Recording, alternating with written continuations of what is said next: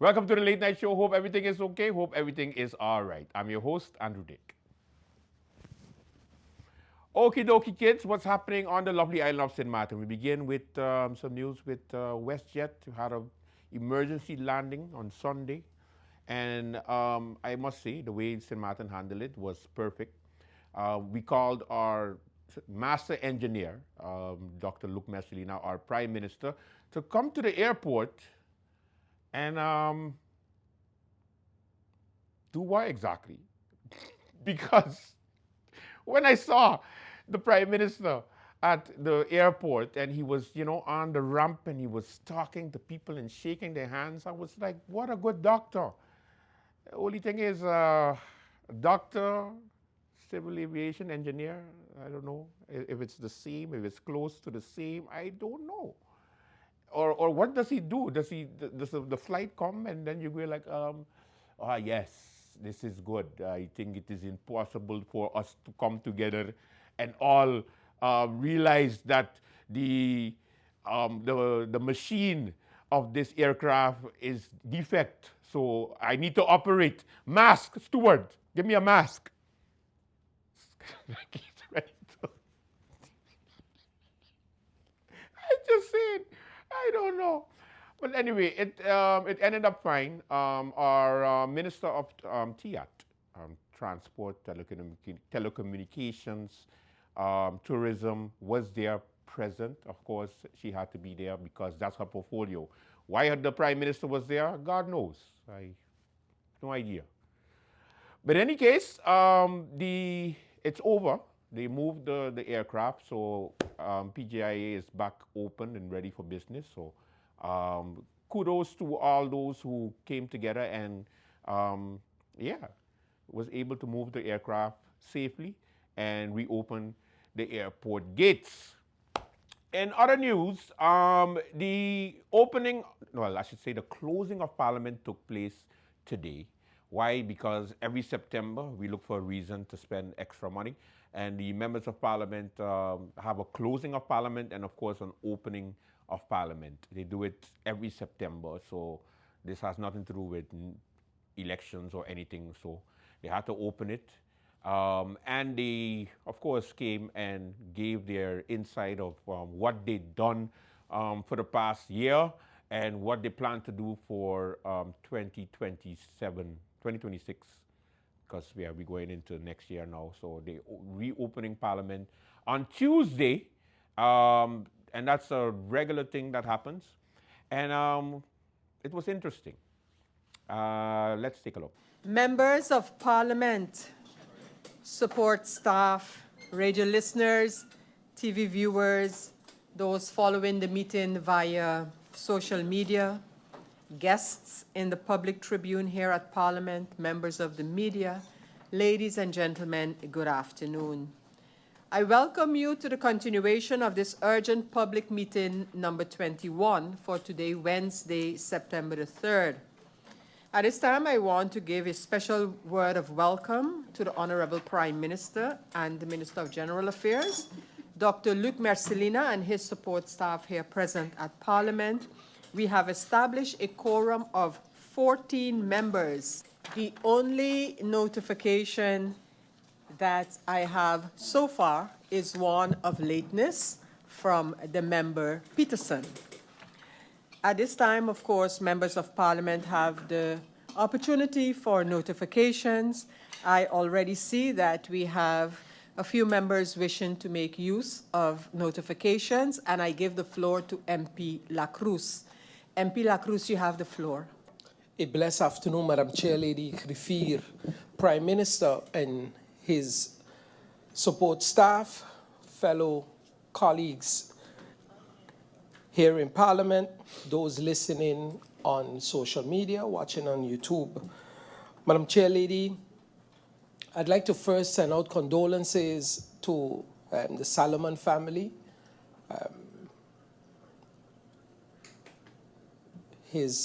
Renee's mom passed away, I understood yesterday. Renee and I were very close friends, spent a lot of time together while in Aruba, so strength to Ingrid and the rest of the family. And a speedy recovery to Mr. Thomas from the Immigration Department. I understood also that he's not well in the hospital. He also is a very close friend. And to his son, his daughter, his wife, Hensley, strength. Thank you, Madam Chair Lady. Thank you, MP La Cruz. The next speaker for notifications is MP Lewis. MP Lewis, you have the floor. Pleasant good afternoon, Madam Chair, to the Prime Minister and his support staff, to the honorable members of Parliament, and those sitting in the tribune, good afternoon. I would also like to send my condolences to the family and fellow loved ones of the late Miss Mary Lake from Arch Road, who just passed away today, and also to Mrs. Carmen Solomon Keynes. Echo the sentiments of condolences to the family and fellow loved ones of the Solomon family. Also to the late Lionel Hodge from St. Peter's, I would also like to echo the words of sympathies and condolences. Madam Chair, I would also like to make a quick statement that we, the people of the Caribbean, in particular St. Martin, this is a unique island, okay, with two European sovereign countries, respectively the Netherlands and France. We, the people of St. Martin, though some of us carry the colonial nationalities, French or Dutch, I'm here to remind those that who see us as France and who see us as the Netherlands, that we are not France and we are not the Netherlands. We are St. Martin. We are one people, and we, the black people of this country, was brought here as slaves. And for many years, we owned the right to be here. Madam Chair, I will say again, St. Martin is one people. Do I represent the people of the Dutch part of St. Martin as an elected official? I, too, carry the both colonial powers nationality, and that's a French nationality. I, too, have an airport pass, Madam Chair. And I'm here to say, let's not segregate this country, and then we sing in Kumbaya on the 11th of November. Thank you, Madam Chair. Thank you, MP Lewis. The next MP to speak during notifications is MP Doran. MP Doran, you have the floor. Thank you, Madam Chair Lady. Good afternoon to you, my colleagues, the Honorable Prime Minister, his support staff, and a special good afternoon to the people of St. Martin. As MP Lewis just mentioned, indeed, a while ago we got notice that my great aunt, Mary Lake, passed away. I would like to wish much strength to Rafi and all of my other cousins during this tough time. I know that we continue to have death all around us. And I would also like to thank the Parliament of St. Martin for the recognition just now for our late fallen soldier, MP Romeo Pantoflet. And I know for sure that his family appreciates that. And I would also like to thank you on behalf of the National Alliance faction. Madam Chair, confusion. Minister Brugge distances himself from the PGIA letter, and he's disappointed in his colleagues, namely those that made statements, MPs, and also the Prime Minister. Where it pertains to the employment letter of the French nationals, many MPs and ministers made statements when they talk about not standing for division. But Madam Chair, they didn't even pick up the phone and call the man, because obviously he's saying that is not true. I find this quite unfortunate, and when you call for unity, I believe that it should start within the House, Prime Minister, because it can't be calling for unity in the public while the minister is saying none of you even took opportunity to give him a call to find out what was going on. Madam Chair, I believe when I see all these articles about the situation at the airport, if we put 30% of that energy into bringing relief to the people of St. Martin, we wouldn't even be here fighting for relief for the people of St. Martin here today. This is a long-standing issue, Madam Chair, and I really hope that we could come out of this meeting with not talks, not plans, not we're working on, but real results for the people of St. Martin. I thank you for the opportunity. Thank you, MP Duran, and there are no other members of Parliament to speak during notifications, so we can go over to the agenda point for this meeting. And the agenda point is deliberations on the pressing matters related to GEBE. Under this agenda point, those pressing matters have been identified as follows. 1, update on the status, timelines, and disbursement of the long-awaited promised relief measures. B, update on GB Supervisory Board for clarity on the current composition, mandate, and operational status of the Supervisory Board, as well as any recent or pending decisions impacting corporate governance. C, update on unrest by middle management to remove the CEO by a specific date, in particular a detailed briefing on the government's position, planned interventions, and anticipated implications for the company's stability. The request for this agenda point and this meeting is registered on the IS 1317-1317, and it is dated August the 13th of this year. Before going over to the agenda point, as this is a public meeting, allow me to remind everyone of the possibility of the usage of interruptions during public meetings. And of course, we have established some guidelines in accordance with Article 43 of the Rules of Order. And just briefly, again, I wish to emphasize that these interruptions by members of Parliament should aim to seek clarifications, challenge assertions, or contribute additional information to the agenda point at hand. And always, whether it's assertions, additional information, it should be brief. Going over to the agenda point, and before I do that, I just want to mention with respect to interruptions that, of course, it is 3 interruptions per member per agenda point, and the overview of where we are, because this meeting is a continuation, has been forwarded by our Secretary General to the members, so you know if you have made use and how many interruptions you have had in the first part of this meeting. So going over to the agenda point, as I mentioned, it was on August the 13th that Parliament received a letter from the members Otley, Lacruz, Lewis, Doran, York, and Irian with a request that an urgent public meeting of Parliament be convened to discuss the point that I mentioned. The meeting was convened on Thursday, August the 21st, during which the Prime Minister and Minister of General Affairs, Dr. Mercelina, delivered a presentation on point A and provided updates on the points mentioned on the B and C of the agenda. However, due to the commencement of another urgent meeting, as we all will recall, of that Thursday, the session was adjourned before we could even go over to allow members to pose their questions. And the Honorable Prime Minister has returned today to hear these questions and concerns of the members of Parliament, and where possible to provide answers and answers to clarifications as well. Given the adjournment of this meeting, I will allow the Prime Minister, albeit that we are at the point of members of Parliament asking questions. I'll ask the Prime Minister, which he has indicated, to make some brief remarks on the agenda point and from where we left off during the first part of this meeting. So, Prime Minister, you have the floor.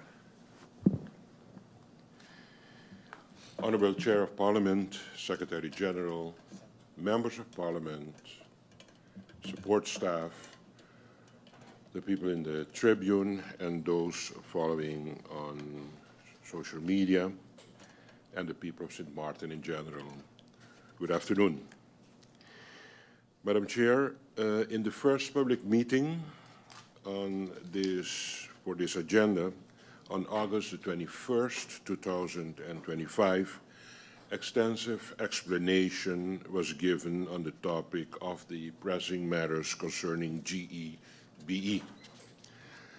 Lately, although that, members of Parliament have raised still some concerns regarding the application of the turnover tax on fuels supplied to the NVGB.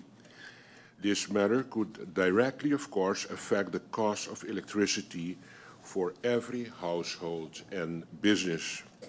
Today, I will provide, in short, clarity based on the law and verified evidence. First of all, fuels sold to GB are TOT exempt under Article 8, Paragraph 7 of the National Ordinance on TOT. This is not just theory, it's what happened in practice. The exemption prevents unnecessary cost increases from being passed to the people of St. Martin. Clarity on this matter ensures that debate is guided by facts and not misinterpretation. First of all, I would like to show a correspondence that I requested actually from the CEO of the SOL, from Sol, in a correspondence dated August the 25th, 2025, Mr. Robert Jan James, General Manager of Sol Antilles NV, confirmed directly to the Prime Minister that Sol does not and has never charged TOT on fuels sold to GEBE. That is an evident document about the involvement of TOT in the selling of fuel to GB. The email explicitly cites the exemption in the law. Secondly, because of this still ongoing discussion, I approached the harbor of St. Martin, and in an invoice number 86250-963, dated May, for example, 9th, 2025, from Port St. Martin for consignment, including fuel oil for GB, in a transaction of 1,750,000 shows throughput fees applied, but no TOT on this line item. You have to check it because I think something is wrong with the projection. This proves in practice, I hope it will come back on the screen, this proves the practice that no TOT is also levied on GB's fuel shipment. The moment that this technical problem is solved, I hope that we can still project this invoice for everybody to understand that there is no TOT levied on GB fuel shipment. Madam Chair, with your permission, these documents will be shared with the Honourable Member of Parliament for the record. Addressing the claim raised by a Member of Parliament, the claim that TOT was charged on fuels delivered to a GEB is thus incorrect, and as I have stated previously in this Honourable House, there is no TOT involved in the sale purchase of fuel once it's destined to generate energy. The law provides the exemption. Sol has confirmed it in writing, and the harbour invoices reflect this in practice too. Madam Chair, other topics that have been discussed, for example, the concession fee. We have had an extensive explanation about how the whole deal about the concession fee towards the government is organized. And with this matter clarified also, I hope that I have given, the last time that I was here, an extensive explanation about the pressing issues and items concerning GEBE. And of course, I'm looking forward to any questions or any comments from the honourable members of Parliament. Madam Chair, thank you for this opportunity to give me the chance to have some introductory remarks. Thank you very much. Prime Minister, I want to thank you for those introductory remarks on the topic of this meeting, and we will be going over to the questions by members of Parliament. Members of Parliament, this is a public meeting, and thus, in order to indicate your desire to speak would have to be done via the speakers list. That is one. Secondly, I remind you that the allotted speaking time is 20 minutes in the first round, which this is, and 10 minutes in the second round. So I now go according to the speakers list, and I give the floor to MP La Cruz. MP La Cruz, you have the floor.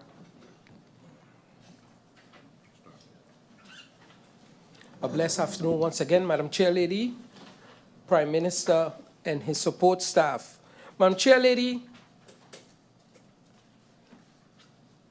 I understood that the Prime Minister, through you, Madam Chairlady, made a comment that this government was the first government to request any type of audits or anything concerning GEBE.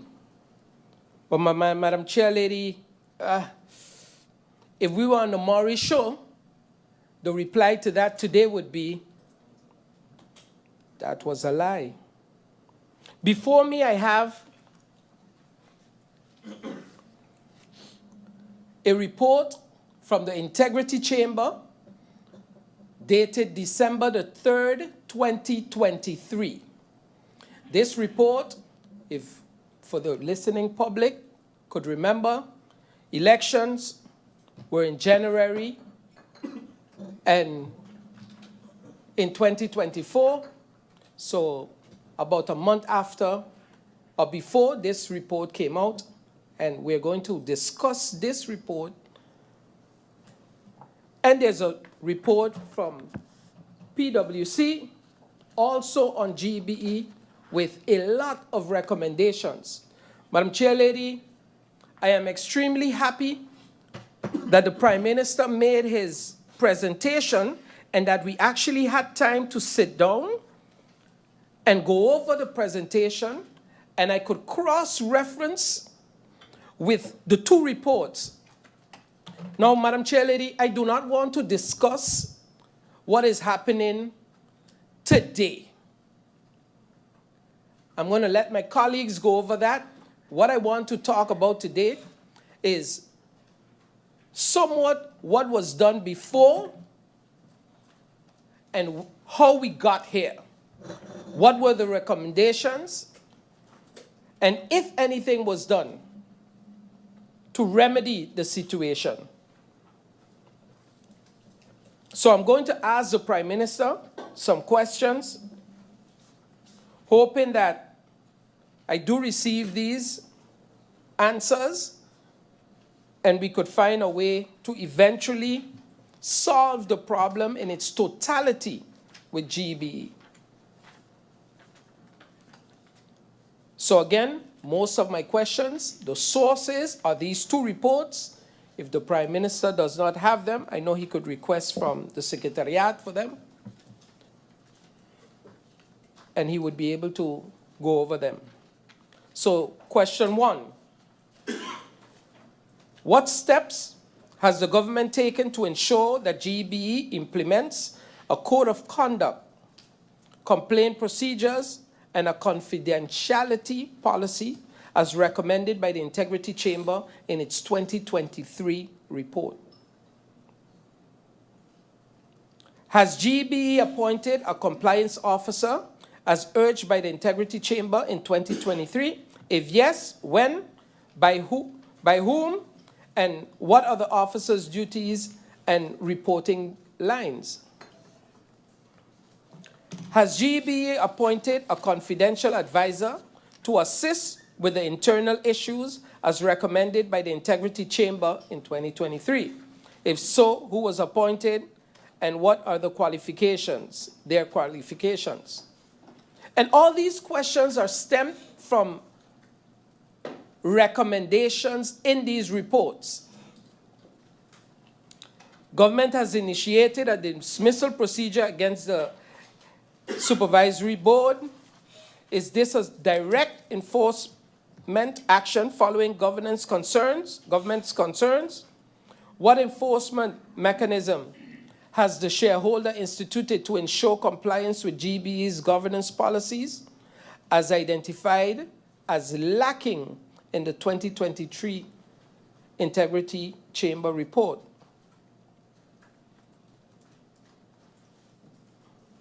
And I say this because you are now faced with a court case that costs government or will cost eventually monies. If this was dealt with before, we won't be here today. Question 5. GEBE held a legendary customer service retreat in late 2023, focused on emotional intelligence and communication between the recommendation of the Integrity Chamber. Has there been an evaluation or follow-up plan?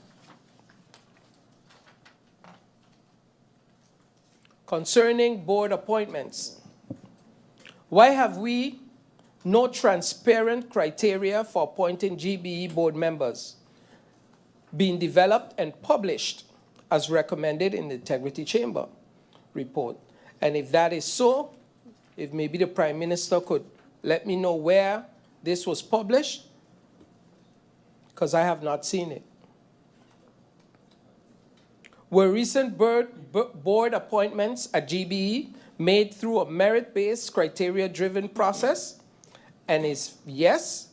I saw that this was done by BDO, but where were the criteria published, and who eventually approved the appointments? In other words, this remains politically influenced, and in a few years, we will be here again. Question 8. So what reforms has the government enacted to reduce political influence in board appointments at GBE in line with the Integrity Report's findings? The Integrity Chamber noted lack of expertise in board appointments, and PwC emphasized need for strategic and technical skills. What qualifications and expertise do government GBE board members possess, and how do these align with the concerns raised by the PwC in their report?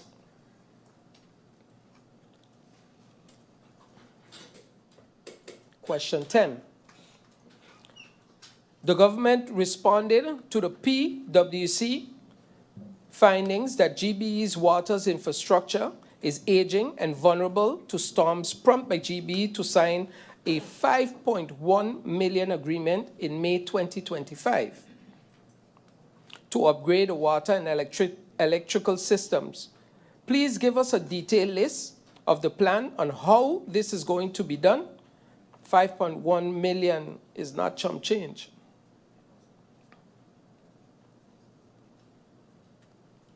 Question 11.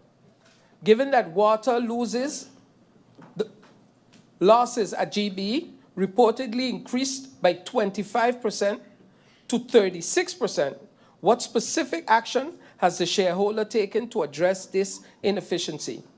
I have seen leaks on my street for days after calling a very lackadaisy attitude, but eventually they come after days.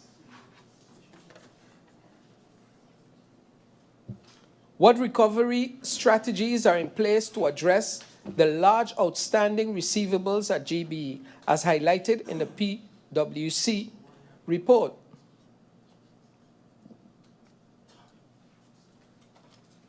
I understood that GBE is working with Energy Nautics, GmbH, on the East Coast Power Development Plan and infrastructure upgrades following the issue raised in the PwC report.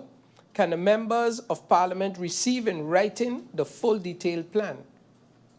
Thank you. What exactly has been done to re-energize GBE's stalled sustainability programs post-Irma, as reported in the 2022 PwC audit?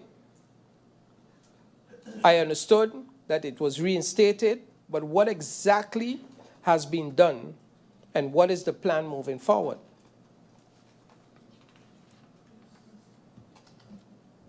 Question 15. Following Integrity Chamber's findings about poor internal communication and trust at GBE, What has the shareholder done to mandate cultural and HR reforms that one-time retreat did not get the job done, according to most of the employees I've spoken to?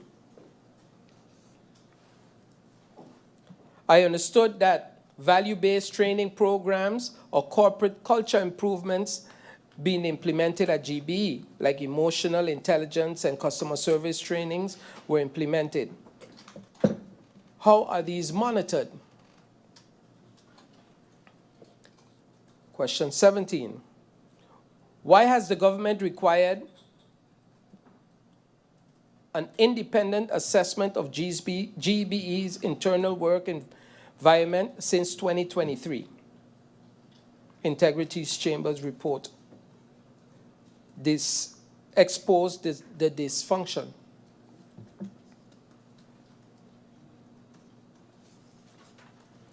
Question 18.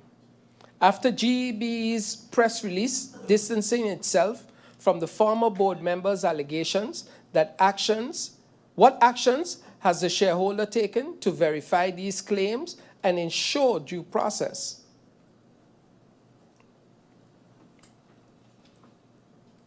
Has GBE provided a public report on the implementation of the Integrity Chamber's recommendations? And if not, why? Has the government commissioned any independent audits or external performance reviews on GBE since PwC's an integrity report?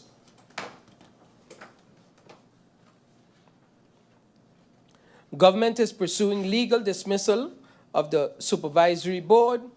How does the government ensure proper oversight of GEBE's management and boards without overstepping corporate governance principles? Has this oversight structure changed since 2022?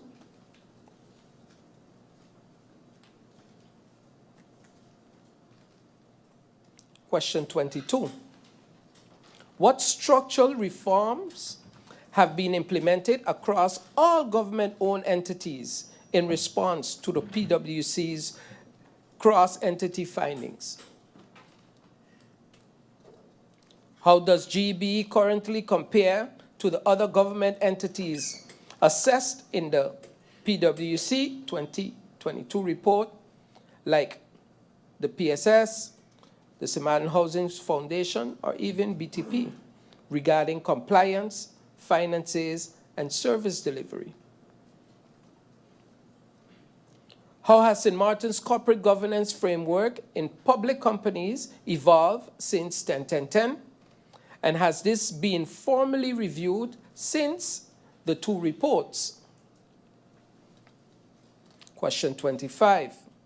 Has the General Audit Chamber or Parliament produced any follow-up audits, motions, or oversight reports on GBE since the PwC and Integrity Chambers reviews? If so, what were the findings? Question 26. Why has GBE been allowed to operate without independent regulatory oversight for tariff settings, despite its monopolistic position and public importance for so long? Question 27.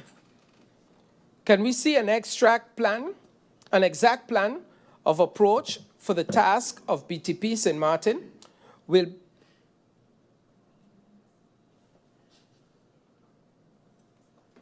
So can we see an exact plan of approach for the task of BTP St. Martin? 28. What mechanisms are in place to ensure that GBE's financial statements are audited annually and transparently disclosed to the public and Parliament? Question 28. What mechanisms are in place to ensure that GBE's financial statements are audited annually and transparently disclosed by the public and Parliament? I repeated that question. Question 29. Why were audited financials not available during the tariffs evaluation?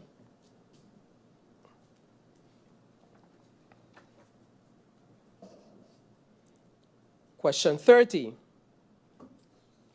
The RAC BTP reports confirmed that fuel costs were being charged twice, once in the electricity fuel clause and again in the water fuel clause for commercial users.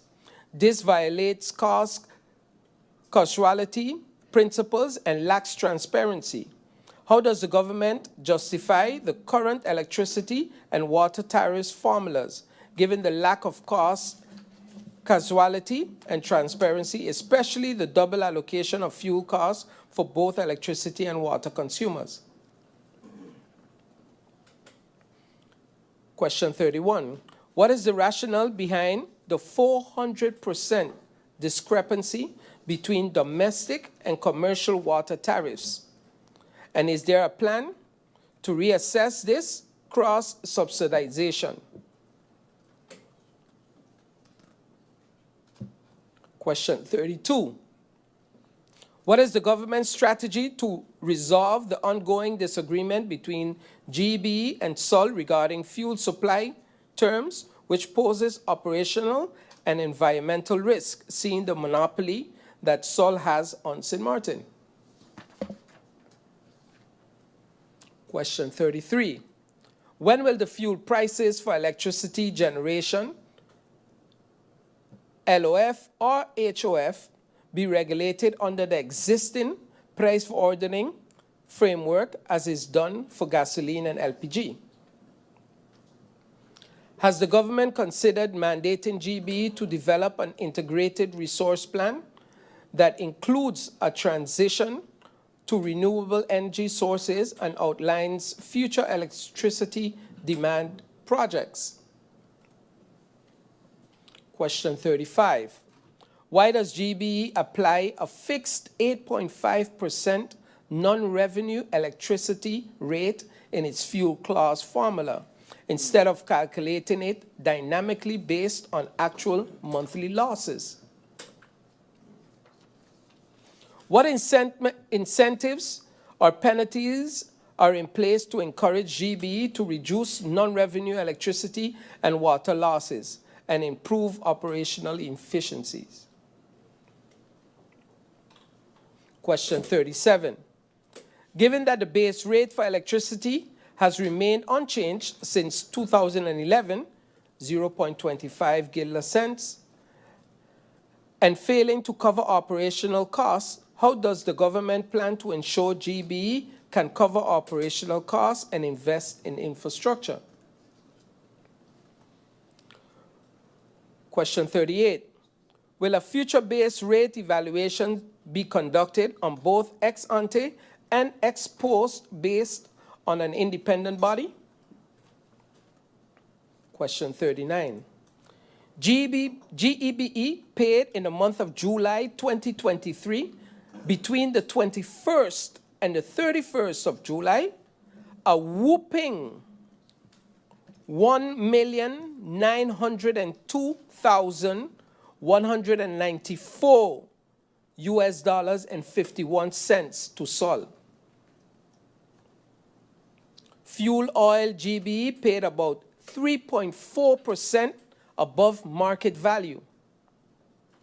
Ultra low sulfur diesel GBE paid 20% above market value.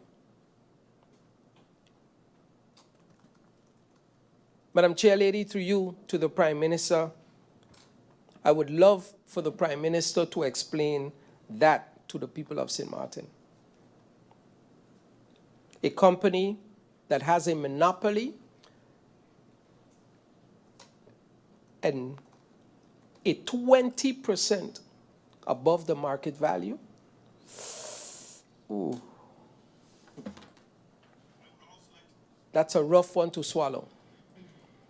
Question 40. With the water supply agreement with 7 Seas expiring in February 2027, what is the government's plan for future potable water production and infrastructure ownership?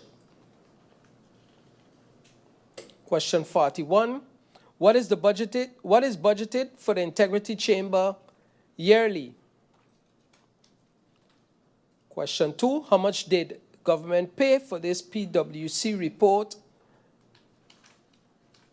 And question 43, my last question. Prime Minister, are you of the opinion that the money that was allocated or is allocated every year for the Integrity Chamber and to facilitate reports like this one from the PwC are a waste of money? And if yes, why not?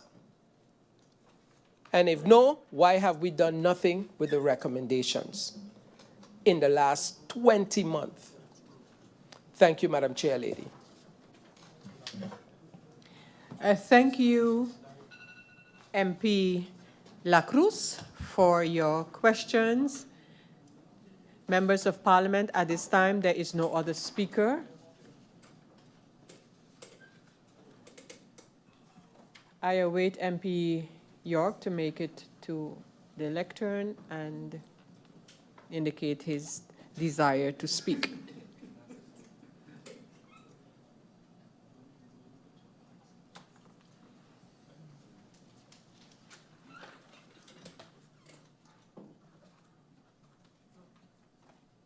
MP York, you have the floor.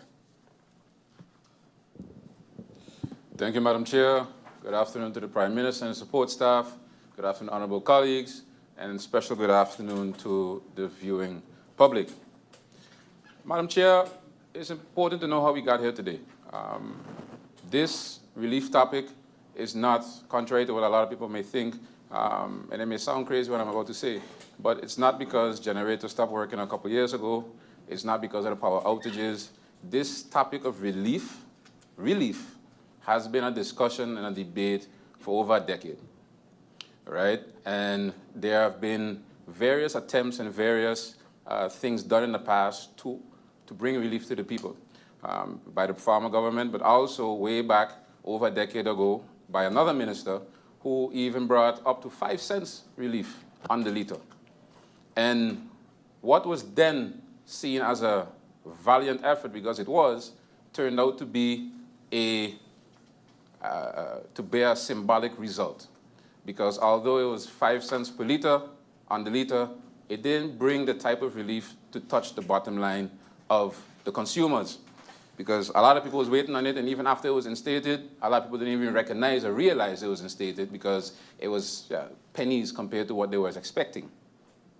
So my first question of the day, Madam Chair, through you, to the Prime Minister. Prime Minister, what do you mean when you use the word relief? What is relief? What do we understand under the word of relief when the Prime Minister says he's going to bring relief to the people, or that this government is going to bring relief to the people? Because a lot of times when people listen and people think, hey, we're waiting on relief, we're waiting on relief, we're waiting on relief, there are symbolic relief gestures, and there are relief gestures that will touch the bottom line of the people. So I would like the Prime Minister to explain what does he mean with relief. And which brings me to my following question. Did the Prime Minister, through you, Madam Chair, conduct any type of research before making this promise in 2023? All right, because last week, the first meeting when we started this meeting, the Prime Minister said the last time that the BTP report was a first of its kind. Well, the minister that instated this years back would be the first one to tell you. He also had a report telling him what the feasibilities were at the time. So what research did the Prime Minister do, or what data did the Prime Minister have prior to making this promise to the people? And I say all this to say the following, Madam Chair. Leading up and going through over the last couple of months and weeks, ever since the motion was passed in October, although not sitting next to the Prime Minister, I and a couple of other colleagues have been thinking along and making suggestions, whether they were appreciated or not, to the Prime Minister, and for him to see what is feasible from what is not. And then came the last meeting where the Prime Minister presented his presentation and gave his plan, or what he's shared, what he was looking into. And Madam Chair, I must say at that moment, I went from being optimistic to being skeptical, and I must say I was even borderline disappointed. Disappointed for various reasons, but also one of the reasons, Madam Chair, when I looked up and I saw how you were sitting listening to the Prime Minister, I must say, Madam Chair, I was disappointed in that reaction as well. Almost even more disappointed than your facial expression at the groundbreaking at the marketplace. And I'll explain why. Madam Chair, you've sat in the highest offices for decades. And I must say that when MP Lewis a while back stated that you signed his primary school diploma, I had nostalgia because you signed mine as well. I say all of that to say, you've seen, Madam Chair, prime ministers come and go. You've even been a prime minister yourself. You've seen finance ministers come and go. You've even been over a couple of them. You've even appointed a couple of them yourself, being now as well. And Madam Chair, when the Prime Minister gave his presentation and he explained that he will be bringing or looking into a household subsidy for all, I was really surprised that I didn't see you flinch. Because, Madam Chair, any finance minister, and I have a former finance minister down next to me, if you were to bring the word subsidy to them, they would hold their chest. That's one word that all finance ministers are scared of, whether they have money or whether they don't have money, right? I say all of that to say, Madam Chair, that I'm sure that when the current finance minister heard of a household subsidy for all, she clutched her pearls. Because, Madam Chair, this is the same prime minister, respectfully, that said a year and a half ago the country was bankrupt. This is the same prime minister that in October brought a budget to Parliament riddled with cuts left, right, and center. The same prime minister who had then again in December and January brought another budget to Parliament, which was named by them as a skeleton budget, is now saying that he will be looking into a household subsidy for all. And Madam Chair, although a valiant effort, brings me to the reason why I became skeptical and a little bit disappointed, because it's either one or two things. It's either GEBE is taking the Prime Minister for a ride and fooling the Prime Minister, or the Prime Minister is fooling the people of St. Martin. Because, Madam Chair, as much as I stand here and I'm saying I would like to work along with the Prime Minister and think along with the Prime Minister and offer my help, Madam Chair, I don't know how I'm to feel comfortable after a report is done over a public company and handed over to Parliament with information redacted. A public company, publicly owned company with redacted information. Madam Chair, there was a BTP report made at the request of the Prime Minister. And after it was submitted to GEBE, they said they want to do their own report, and they're in their own right to do their own report. And the Prime Minister came to Parliament a couple of weeks ago, or last week or the week before, and he presented his presentation stating all what he was discussing with GEBE and went into the BTP report in depth.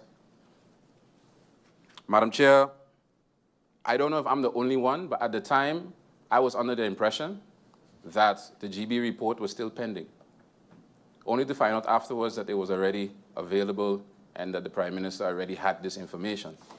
Because, Madam Chair, in the presentation, the Prime Minister explained the different and the various explanations and the things that he has been trying with GEBE, whether they worked or didn't work, or whether he's still fighting to get it done,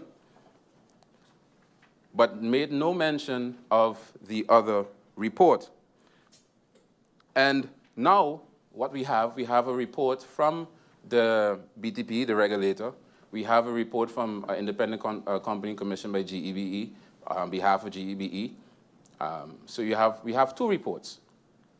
One, you could say the BTP report would merely, if it was to implement everything, would benefit the people. And if you were to go off of the other report, it would benefit GEBE. So my question is, who determines now that middle ground? Because if you were to implement the report from BTP, basically, according to the other report, GEBE will go belly up in no time. If you was to implement the report from GEBE, the people will not get the relief that they desire and that they deserve. So who will determine that middle ground? Is it the government? Is it another independent company which would then make the one feasibility report out of the two? What are the following steps? Because now we have two reports, and I'm not getting a full conclusion of what the following steps are. So via you, Madam Chair, can the Prime Minister explain what the coming steps will be as it pertains to those two reports? What are the conclusion? What is the conclusion? Also, speaking about the reports, I would like to know what is the average kilowatt, what is the average consumption per household? What is the average consumption per household? Because I'm sure that has been looked into up to now. What is, I already know the answer, but I would like for the Prime Minister to explain to the people of St. Martin, what is a statutory director? How many statutory directors does GB have at this current moment? In the current structure, who ultimately determines and signs off on any relief measure currently done by GEBE? Can the Supervisory Board mandate any relief measure to the Management Board? Can the shareholder instruct any long-term decisions onto the Supervisory Board? Can the shareholder submit any operational instructions to the Supervisory Board? And given that this relief and the relief topic has been something since 2023 that has been actively spoken on and promised to the people, my question is, why when the Cs, the Management Board, the current temporary Management Board, when they were hired, why wasn't looking into relief for the general public a directive at that moment in time? Because when I see the first press release, when the public saw the first press release from the temporary manager, he was of the opinion, he is of the opinion, that relief is not warranted because we are competitive with the region. Correct me if I'm wrong. That was the words of the new temporary manager. But where I become confused is because in a press release, or several press releases as of the end of July, the Prime Minister stated, and he stated again last week at the first meeting, that the Supervisory Board were against or are against relief, or the current members of the Supervisory Board of 4. So my question is, the Supervisory Board of 7, why were the 3 vacant positions vacant for over a year? Why weren't these positions filled? Because now the Prime Minister has asked the board to leave. If they were to leave, or when they are to leave, 3 new ones will be instated. My question is, who are going to bring these 3 members up to speed? Because they will be virtually entering a situation they know nothing about in a crisis situation. So can the Prime Minister explain that? And also, Prime Minister, Madam Chair, there have been, with the exception of the most recent hires at the airport, there has been a trend as it pertains to Management Board positions, Supervisory Board positions, etc. And now there are 3 to be appointed now, followed by another 4. So these 7 positions, currently and future, are these 7 positions going to be filled by locals, Prime Minister? Can the Prime Minister pledge here on the floor of Parliament that these positions will be mandated or continue to be mandated by locals moving forward?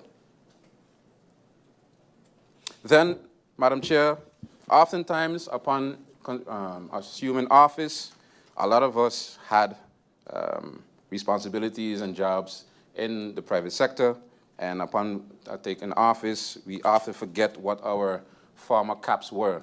And I would like to shout out one individual that used their cap, I would think, in the benefit of the people in this situation.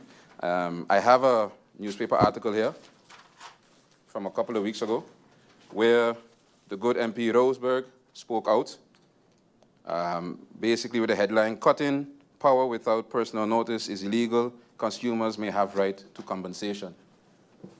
This is the good MP using her legal hat as a lawyer while being an MP and trying to help the people of St. Martin. So that I commend the good MP. With that being said, I would like to understand, how does this work, Prime Minister? Because here we have an MP that supports a coalition with such a statement, which is well meant, but what is the ramifications of this? What are the following steps? So is it that the MP or other representatives of the party who have a legal background will be representing the people of St. Martin in any type of potential court case against GEBE, or what are there to give legal advice to these consumers on following steps? Because I got several questions after this was released, and I didn't have the answers for them. So I hope that the Prime Minister could explain what the following steps are as it pertains to this, and as well, will these services be free? Will they be paid? And who do the people of St. Martin contact in this situation? As well, I would assume that the MP was referencing a law, as she always does, rightfully so. I would like to know which law is she referring to in this, with this article. And I'm sure, seeing that the relief measure is something that we all are fighting for, that you guys have had this conversation, and she's shared that law with you.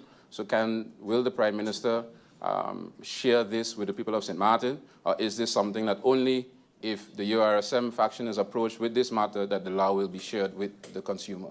So is this for the public consumption, or is it for only a specific set of people? Can the Prime Minister explain what the following steps are, especially seeing that this is a party that is part of the coalition, and the shareholder is led by someone of the same party? I don't know if there's any conflict of interest with this, so can the Prime Minister explain what the following steps are? Because this is a valiant, I applaud this effort, but I don't know what the follow-up is. Because if the rights of the people are being trampled on, I think they deserve to know which right in which law and what they can do about it. So can the Prime Minister bring any type of clarification where that is concerned? And Madam Chair, as it pertains to this entire, I would say, GB saga, or whatever we would want to call it, we have many ideas, suggestions that has been proposed to the Prime Minister, everything from the TOT, from MP Attlee, when I even suggested the throughput fee, and the Prime Minister came to Parliament and explained what his opinion was, or opinions are, with some of his documentation to why it would not be possible. I'm of the opinion, Madam Chair, that I would say the Prime Minister, and by extension the government, all of us, are basically mopping a beach. And I think we all have seen the GIF or the YouTube clip where there's a guy with a mop mopping the beach. Because at the end of the day, all these relief efforts and relief talk and relief suggestions, I don't see how any of it is sustainable, right? So I'm looking forward to the Prime Minister explaining whichever household subsidy policy that he's looking into, how is that going to be sustainable? Because I'm of the humble opinion, Madam Chair, that we are looking into the wrong thing. When I say the wrong thing, we're looking at how to save money, how to use the means that we have right now to help the people of St. Martin. But Madam Chair, the common denominator in all of this, because if you look into the history, we've been having this issue dating back to 2005. And the question is the problem the fuel clause, the base rate, or basically St. Martin's dependence on fuel, period? Period. Because we took a loan last year, October. We passed a budget, and we had to go at light speed to pass this budget because the generators had to be ordered. Over 70 million guilders, and a year later, next month, the generators have still not been ordered. So seemingly the haste to get this thing passed was not really there. It was not really true.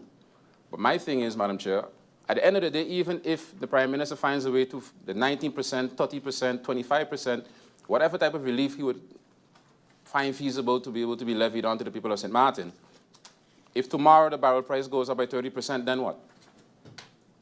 Then what?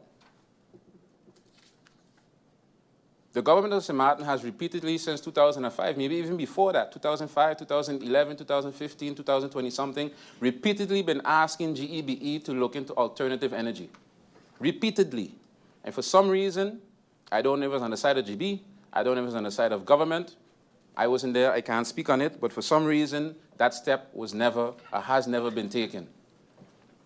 We have countries, islands next to us like Sabre Station, St. Martin, looking bad when alternative energy is concerned.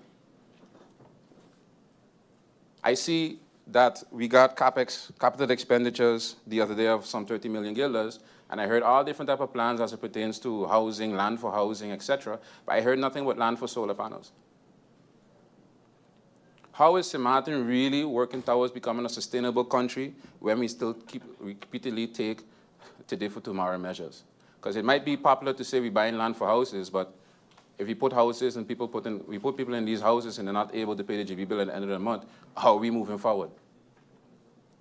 So, Madam Chair, given the time, I'll leave a couple things for the next round, but I would like to know why is the concerted effort to stick on fuel and keep investing into fuel, because Madam Chair, Business 101, you either invest in what saves you money or you invest in what makes you money. And Madam Chair, investing in fuel and continue to invest in fuel is not saving the people of St. Martin any money, and seemingly, by the reports, it's not making GB any money either. So who's making the money? So I would like to know from the Prime Minister, what are his short-term and long-term plans as it pertains to investing in alternative energy? And are we going to continue kicking the can down the road and investing into fuel and fuel generators and everything fuel-related, while the monkey in the room, the elephant in the room, basically, it's fuel? Thank you, Madam Chair. Thank you, MP York. I'm awaiting the interest of the next member of Parliament who wishes to speak.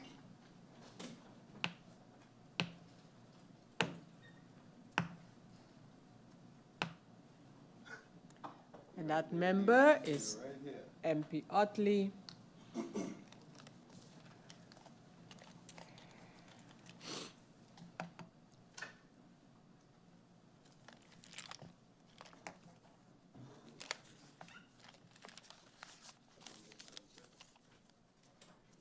Take your time.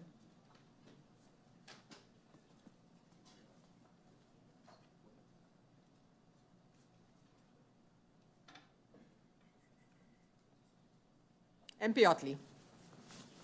Thank you, Madam Chair. Madam Chair, good day to the Honorable Prime Minister, his support staff, my esteemed colleagues, the viewing and listening public. Madam Chair, my first issue is the redaction. We, Parliament, represent the people of St. Martin. GB is a publicly owned company. It's not a privately owned company. And again, I have an issue. I can understand when you're saying SUL's information, but you not only are a publicly owned company, a company owned by the people, you have a monopoly. So who's going to come in and say, oh, based on your numbers, I'm going to offer electricity cheaper? Madam Chair, there's a part in the report that says, based on information received from 2022 to 2024, St. Martin has paid an excess of redacted blank amount. The most important part. Also in the report, it shows that in that time frame, St. Martin has paid an excess of 12.6 million guilders more than it's supposed to pay. Madam Chair, I have a barrage of notes, but I've studied this in and out. I can basically just go through and give my entire 20-minute speech based on the studies. We have fuel clause, Madam Chair, that is calculated by the total cost of the fuel plus the lubricants divided by the total net sales minus 7Cs and minus their own consumptions. Now, Madam Chair, this goes against the 2011 recommendations whereby when this was introduced, it was supposed to be fuel alone. So my question to the Honorable Prime Minister through you, Madam Chair, is when did lubricants become a part of the fuel clause? I also refer you to the Kimber report of 2011 where recommendations were made, Honorable Prime Minister, through you, Madam Chair, on how to install or instate this fuel clause. So I ask, can a copy of the Kimber 2011 report be provided to Parliament? Because to know where you're going, you have to know where you started. Madam Chair, when I did the interruption and I said, stop lying to the people, my colleagues jumped up and said, you say he's a liar. Well, I say stop lying to the people. If the cap fits, then wear it. But I never said the Prime Minister is a liar.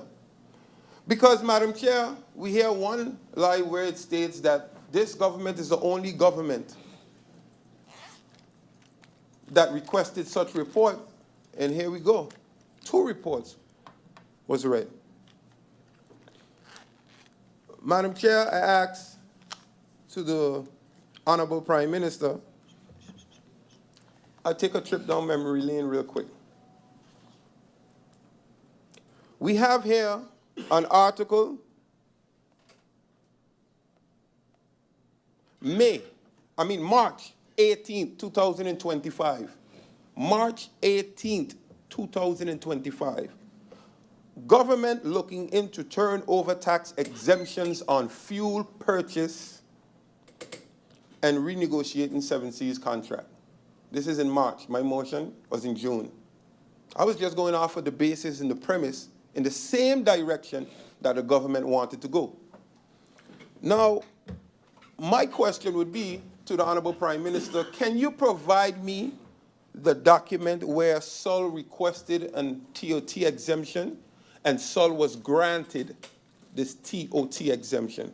You see, because the article that the Honorable Prime Minister read, I have read this article in, out, over, under to the Honorable Minister of Finance. And while the article says that you are qualified for it, you are not automatically granted such. Because you know who else is in those articles? Casinos. You know who else is in those articles? Large construction projects and various businesses are in those articles that qualify for turnover tax exemptions. But every construction person has to request such. So my thing is, I would like to see that, where they were granted the TOT exemption. Madam Chair, I refer you to a story, and this reminds me of it so much. There was these sheep, and the dogs had to protect the sheep. And the wolves started to tell the sheep, but the dogs are stifling you. Sheep, thank you for the correction. And the dogs are stifling you. And the dogs won't let you roam. And the sheep then turned against the dogs, telling them, you are stifling us. We don't need you. And chased the dogs away. And on that night, the wolves had the biggest feast of their life. Right now, the wolves are feasting, Madam Chair. You came to the people of St. Martin, said you had all the answers. The previous government is this, the previous government is that. And anytime there's a situation, the previous government comes up. So much so that the article after the Prime Minister was here, Madam Chair, read, Prime Minister blames previous government. But zero solutions. Zero. February 2019, Gibby loses $3.5 million in 2018. March 27, 2018, Gibby facing financial challenges, employees facing cuts of benefits. Matter of fact, my good colleague next to me, MP Jansen, is in this picture. November 12, 2018, CFT, Gibby Harbor Airport financial risk. 2019, August 25th, NRPB and Gibby starts water and electricity resilience program. This looks familiar. This looks familiar. So what was this signing through you, Madam Chair, with NRPB for electricity Resilience. Is it a signature signing or a decorative signing because we know a meeting was today? Because when I read this same article that came out yesterday, the day before the GB meeting, it states that work commenced May 2025. May 2025 in the same article I was out yesterday. Again, emotions. Playing on the emotions. Madam Chair, they say, I am playing on the emotions of the people. I am asking for things that cannot be done. Madam Chair, I read to you a resolution from my motion. One of the points says to instruct the Minister of Tourism, Economic Affairs, Traffic and Telecommunication as the minister responsible to set the maximum tariff to use the powers invested in her by the concession ordinance to decrease the tariff in the interest of the people. One of the main recommendations from BTP is the Minister of Tourism to establish a tariff structure because the bills go from GB to sold directly to the people. That is in here. It also says to provide a financial relief for GB to provide a financial relief of 50% to a maximum of 5,000 guilders for outstanding residential electricity bills and for GEBE to come back with what is feasible. Feasible, Madam Chair. What does this relate to? The same way that BTP made recommendations and the Honorable Prime Minister sent those recommendations and GB said, no, we can't implement those, but we can implement this. And we see that it is very much possible. What upsets me is it takes 9 to 10 months. Next month will be a year, 11 months later. And we still here now waiting on BTP to tell you some of the same recommendations. To ensure that renewable energy is not neglected, instruct GBE to present a renewable energy plan within 3 months, whereby the relevant minister will update Parliament. 11 months to hear the same thing. It's the same thing. That is why I'm upset. I am not just here beating and bashing. I offered my solutions. Madam Chair, I just read to you where in March 2025, the Honorable Prime Minister says he's looking into TOT reduction on fuel. So June 2025, I came in a motion to ensure or grant SOL a maximum of 1 year, if you like, a minimum of 1 year, an exemption on TOT for fuel sold to GEBE. And Madam Chair, while the Honorable Prime Minister sent an email and also attempted to show an invoice on the screen of no TOT being transferred, okay, let's not be blinded. There's a second part in here that says to request the Minister of TEAT to evaluate the legal basis and possibility of removing TOT from the government's build-up. The motion didn't have one part, had another part. And I stand here with this document again for the 13th time that shows the government instating TOT to both the wholesaler and the consumer. So tell the people of St. Martin why we're not tackling this through you, Madam Chair. So I said to the Honorable Prime Minister, when are you going to address this part of the motion? Are you going to address this part of the motion? Because this here will bring an immediate relief to the people. Again, I don't want to hear what can't be done. Because in 2022, this minister, as acting Minister of TEAT, that gentleman right here in front of me as Minister of Finance, and the former Minister of Justice presented, and along with a capable Chief of Staff, presented a fuel relief to the people of St. Martin for a period of 6 months. 2022. What you do? And that's why I'm confident to speak, because I know what the majority is going to say. What you do?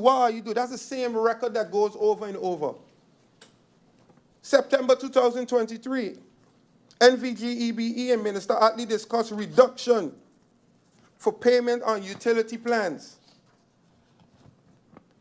2022, Minister Attlee signs MOU water contract with the French side destined to bring millions, December 2023, whereby relief would be given to the people, help, stability for GEBE that I have read from 2018 that has been failing.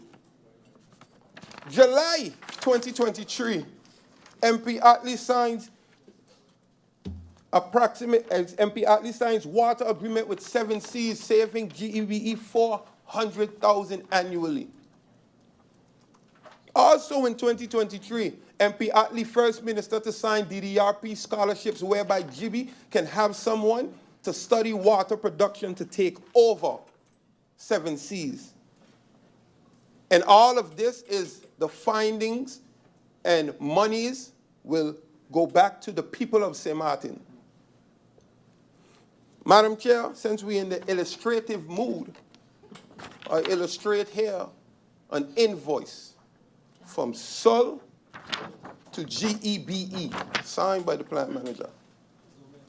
And it says, simple invoice for the people of St. Martin. It says, fuel and a unit price, 0.63 US dollars, 63 cents. And it says that for this month, GEBE ordered 92,199 liters. And all it does is it has the amount, the unit price, and times it. That's it. It has here for diesel, and it has here for lubricants. MP Attlee, with your indulgence, I will allow MP Roseburg to take the floor for an interruption. Thank you, Madam Chair. Seeing that their MP is providing information and it's not really visible, will it be possible for it to be shared on the screen so that we all can read what is being said, seeing how the Prime Minister did himself? Or can we get that document in confidential manner? Because I'm really curious what's being said and what we can read on the screen as well, because it's not clear to me. Thank you, Madam Chair. If their MP is willing to share it with all the members of Parliament. Thank you. Thank you, MP Roseburg. MP Attlee, would you make that document available to Parliament so that it can be shared with the members? Honorable Madam Chair, if it can be shown on the screen, no problem. I'm not giving or sharing it to Parliament physically. I have no problem. I see that the Honorable Prime Minister had a problem showing his on the screen, but I have no problem with it, but I would like to continue, and then I can gladly share. You may continue, and then the document will be shared, MP Roseburg, in response to your question.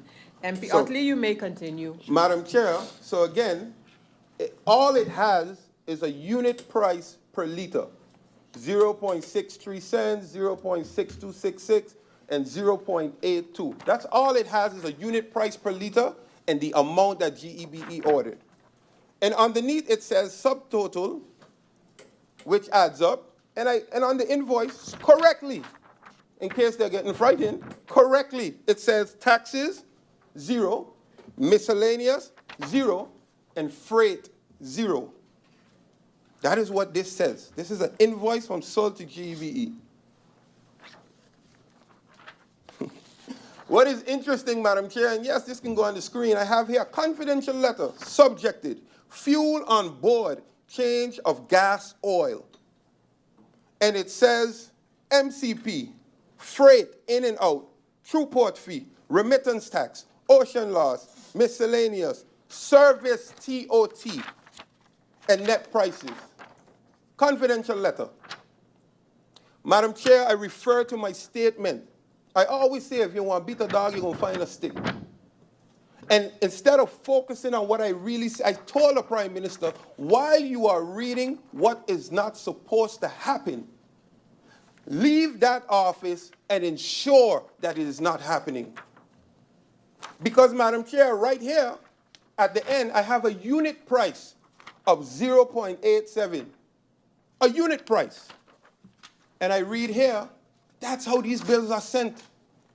And that's what BTP is saying, no transparency. In order to get these unit price, you had to get it from somewhere, Madam Chair. Somewhere, and a matter of fact, I think the BTP report was based on, what, 1 month from each of the years? And then if you want to say, okay, this confidential letter to the institution, this is a confidential letter. And then now you're saying in the BTP report, first of all, there's something blacked out. Then we have something called premium charges. Madam Chair, I did business over the weekend and somebody had sales tax. I said, what's this sales tax? Oh, it's TOT, but we can't put the TOT on it, but it's 5%. Premium charges, and then in the report, it has freight. So if you want to say line, it has freight in this report, Madam Chair, but on a bill to GEBE, it says 0 for freight. Somebody lying somewhere. Somebody then. Since nobody wants to be called a liar, somebody's lying. The report says freight. The invoice says 0 for freight, 0 for tax. The report says remittance tax. Somebody lying somewhere. And of course, this is going to say 0 because in here, everything is instituted. That's why I keep saying, Honorable Prime Minister, you counted when I was talking to me, or we had stopped the clock. Honorable Prime Minister, this is bigger than you and I. It's not about you and I. This is about the people. And I am upset because, again, it took us 11 months. We are here with some of the same recommendations. We spoke about the concession fee. And I have 1 minute, so I have to touch this point. I have here a beautiful picture. Maybe I could get another minute of the Honorable Chair Lady. Beautiful picture. Your picture is beautiful too. Recommendations. Establish an independent regulatory oversee for GEBE. Enforce immediate tariff relief in line with the powers invested. And then the last part, I'm going to end right here. This is not an Omar situation. This is a public of St. Martin situation. So when the Honorable Prime Minister jumps up and say, these MPs talking about concession and he should know better. The last point. While I do not believe that concession fees should be relinquished, the government can consider holding off on collection or setting concession fees to allow immediate relief, only until we regain a better understanding of GB Financial. That wasn't me, from the Honorable Chair Lady of Parliament, your coalition member. Do not focus on Omar E.C. Otley. This problem affects all of us. Thank you, Madam Chair. All righty, time for a commercial break. When we come back, more late night. Stay with us.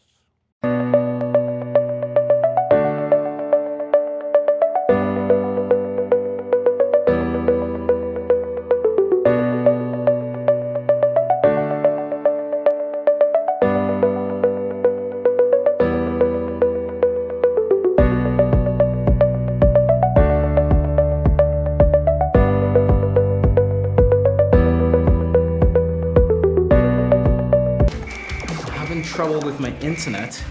It's dropping in my bedroom and the kitchen. Problem in your internet is your Wi-Fi.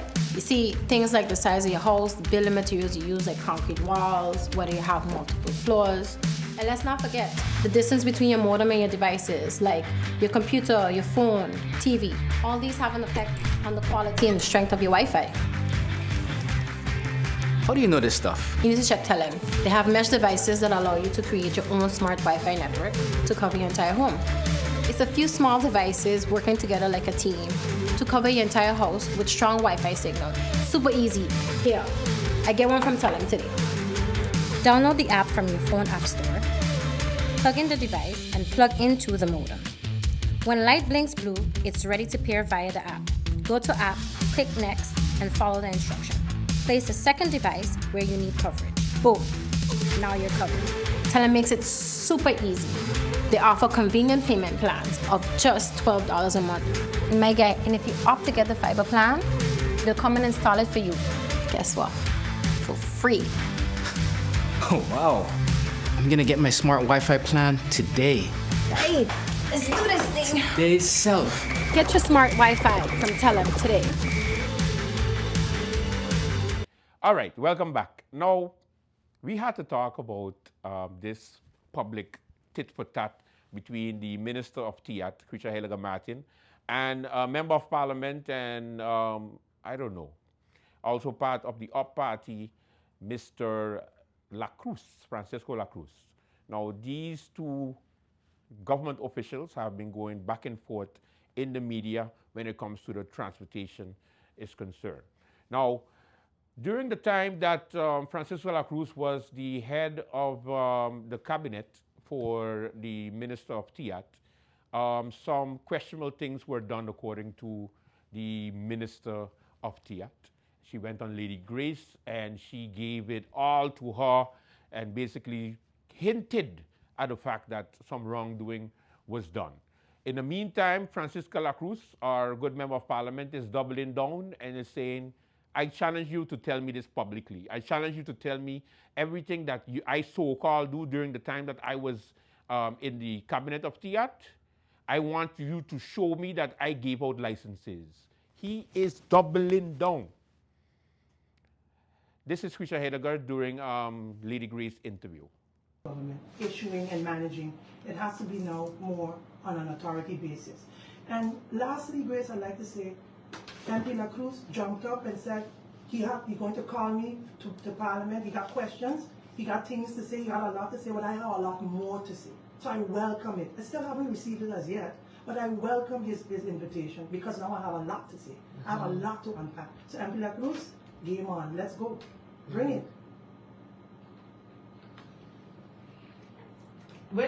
You hear it for yourself, right? That was a straightforward promise.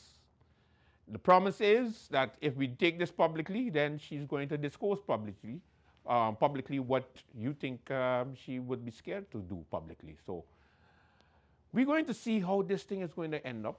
It's serious. But the opening of, well, I should say the closing of Parliament, we're not finished with it. We have some more highlights, so we'll go to that right now. Members of Parliament, ladies and gentlemen, I hereby reopen this meeting after a brief adjournment following the questions by members of Parliament on several topics, but all related to ongoing matters at and with our electricity company, GEBE. The Prime Minister has contemplated on the time to return to Parliament to respond to these questions by members of Parliament. I have agreed with the Prime Minister, who still has to check schedule. Next week is the closing and opening of Parliament. Then there is a potential travel by the Prime Minister, I'm understanding from him. So the exact date for the continuation of this meeting will be communicated as soon as the Prime Minister has kind of worked that out a little. Prime Minister, did I verbalize your statement well? And do you have anything to add before I adjourn the meeting again?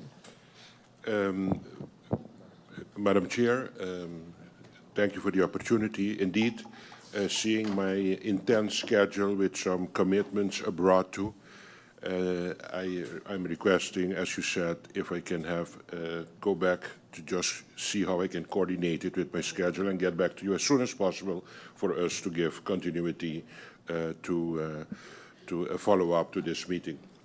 Madam Chair, if you give me the opportunity, I would like to direct a few words to the members of Parliament. At the first place, much appreciation for the opportunity to come and explain what is going on in this country concerning utility. Secondly, I'm asking all members of Parliament, there are two things we should not play politics with, is actually the livelihood of our people that are now in danger because of a threatening poverty in this country and a threat for sustainability of water and electricity as a basic need for all humankind here in St. Martin. So I'm very happy if I hear statements like from MP Myers, for example, MP De Wever, the Chair of Parliament, shaking us up for us to do auto-reflection that this is a serious issue and that we should not play politics with what is going on. From my side, I'm committing to, for sure, see how we can come to a solution that is going to benefit the people of St. Martin. This is not a joke. It's very complex, as MP Myers says, but at the end of the day, with persistency, commitment, discipline, and the realistic understanding of the reality, what is going on in this country, I have the faith that we will get to a good solution for the challenges that is encountering the people of St. Martin. Thank you very much, Madam President. Prime Minister, I want to thank you. I want to thank you for those remarks. I want to thank you and your support staff for your presence here. Members of Parliament, I want to thank you for your participation in this meeting. Ladies and gentlemen, all tuned into the meeting, thank you for your interest in this ongoing meeting of Parliament on a very important topic. And as you've heard, the continuation, the date of continuation will be announced in the coming days. And until then, I'm going to adjourn this meeting. Actually, now it will be until further notice when it will be communicated when this meeting will continue. All right, time for commercial break. When we come back, more late night. I'm calling my heart, calling my heart, calling my Here heart.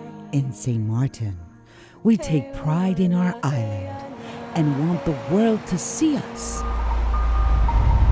to hear us, and to dream about us.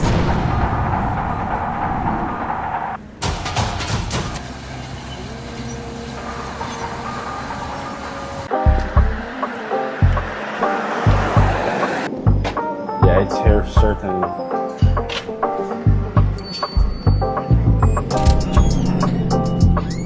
Oh my god, this gotta be the first place with these now.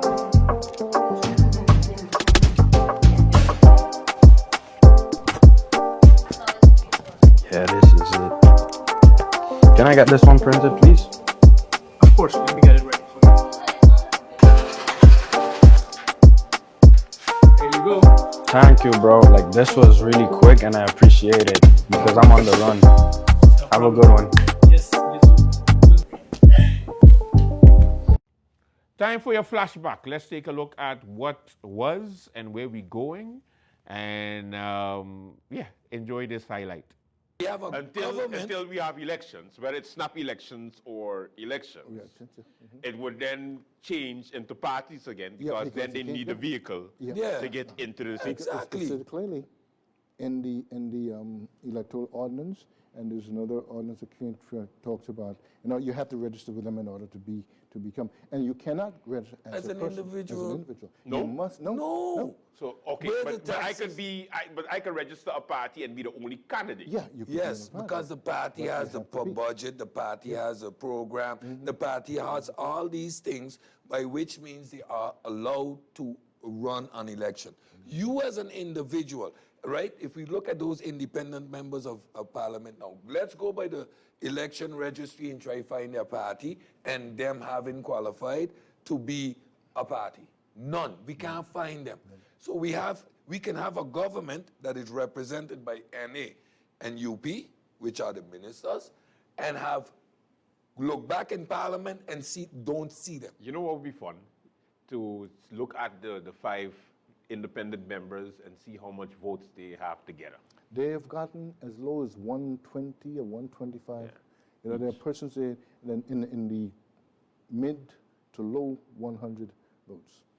Okay, and if you look at an order to get a seat, and I'm trying to remember the electoral term, 900 and 920. Yeah, I remember 926. Yeah, in order to get a seat. And here you have 125, and you running things, so to speak. USP has 2 seats in Parliament, but no representative. And what's your thoughts on this suspended but still half full powers as a member of Parliament Because it seems to be a big issue now, based on MP Boncampo, suspended member MP Boncampo. So we have 15 members of parliament, but on the books we have 16. Because we're paying 16 of them. Your thoughts? I mean, like, there's no words to explain that. It's inconceivable. I mean, yeah, but I'm concerned. USP is an official elected But these are party. independent, and that's where I was going with it, because I wanted to see your thoughts on the fact that, you know, you had 2 members that were elected under the USP, and then afterwards, they went independent at different times, and then both independents, now one of the independents gets convicted, had to vacate his seat, and then USP we had... appoints somebody. No, not That- USP didn't appoint anybody. The next person on the list is given the opportunity to represent... But on the USP, on the USP list. You see, so it comes back to the USP. Because what? The seat belongs to the USP. And then, but that person can't go independent or assumes that he can't go independent because he's like, okay, wait a minute now. He doesn't want to play because he's a substitute member. However, the substitute member is not clearly defined as a full-fledged member of parliament. Well, he has been, for lack of a better term, kicked out. You've been fired by your party, by the seat remains of the party. So you therefore- cannot so, usurp you know, the that's the position. thing. Like, we keep coming back, so now again, on the books. A press release stating that you're expelled does not necessarily mean... We got the press release, he got the letter. He got maybe solved with legal reasons, whatever. He was expelled from the party. You, at that point, you pack your bags, you put your stuff in it, you close it. You might say but he thanks didn't do for, that. but you don't He have, didn't do it. You don't have the So that's why I'm asking based on- Mr. Romney, what does he think on the powers? Does he have powers as a full-fledged member of parliament? Yes, he does. Okay. I mean, as is practiced today. he Yes. does. And that's why I come back to saying that what our parliamentary democracy, okay, is in turmoil. So we have to rectify these things. Whether or not I would get a response from the Central Voting Bureau, that leads to the, I guess we have to wait and see. And again, I also sent a carbon copy to the Prime Minister. The Council of Ministers, the Honorable Prime Minister and Council of Ministers, the Honorable President of Parliament and members of Parliament, and the Central, what do you call themselves? Central Committee? The Central Voting, no, not Sending Voting Bureau? Voting Council, voting, something to that effect. Okay? And I asked them to give me their perspective. Because I think it's imperative at this time. We are 12 years gone. This probably should have happened 12 years ago. But we must rectify this. I think every person, every St. Martiner, all our well wishers, every citizen, we have to move forward. Okay? And if we want to be that exceptional constituent state, which I think we can be. Yeah, we can be. Then we must start off. It's hilarious. Because we must start off with good we governance. need to be more than that, man. You know, he's not going to say it, Andrew. He's not going to say We're it. not using the C word Okay, here fine, no today. problem. No C okay, word. we are not using the C word here today because you have 2 grown individuals, 1 expert. I get it. Who have been saying from the jump. Yes. This So C thing we can is not be. a real So C we thing. can be. What, Exceptional constitutional state. Of course we can. Yeah, we see him. Okay? We see him. And I think that's parts what, of it. and here I think that the regular person, like you, me, all of us, right now, it starts there. It starts there. Because it's obvious government is not going to do anything about that. Yeah. Members of parliament are not going to do anything. Yeah. So we, as a people, because what? The government belongs to us. They represent us. We don't represent them. So we must go back and say, look, let's get it straight. You see, and the unfortunate part of this is then this can end up where? In the kingdom. Yeah. Yeah. Because it's the kingdom's responsibility to ensure what? Proper governance. Proper governance. This is the When you reason why they have take over. you know, your whole parliamentary democracy in the peril, it's time for them to come in and say, let's do something. Yeah. And Let's it's in get it peril, straight. let's be honest. Yeah. It's, We without are question. in peril It's right in now. question. Yeah. Okay. In You know, fighting and- the confusion again. We have USP registered as an elected party representing people. Yeah. 2 seats. And they are nowhere to be found. Ministerial regulation. They are nowhere to be Sign found. off saying USP should be represented in the parliament by 2 seats. You go there. They're not. They're nowhere to be found. We have a coalition government with NA and UPP. UPP have so much, supposed to have how much members supporting the UPP in terms of seats? 4, right? Yeah. And then the National Alliance, they started off, including Chris. 6. 6, right? Yeah. So on paper, officially, you have a 10-man coalition government that is nowhere to be found in the aisles of Parliament. Complete and utter craziness. You cannot, I've said it from jump and I feel vindicated because from the first ship jump, I said, okay, you leaving the party, fine.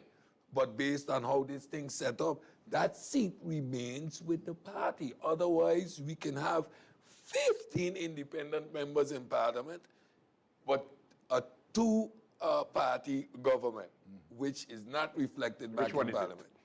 All right, it's time for one of the most, my favorite times where I have to school.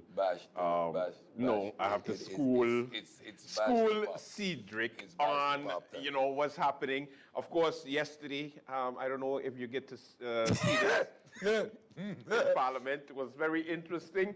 It was, of course, a vote of the century, a checkmate move of the century. I must give it to the worst President of Parliament in St. Martin history as the checkmate of a long time. Theo teach you well. Theo teach you well. Why? Let me finish. Because that move of 2 members of the coalition. Which 2 members? 2 members of this coalition. Akeem, Arinel, and Chanel Brownville. Those 2 MPs saved the job of the worst president of Parliament, even though publicly she stated that she will not work with them.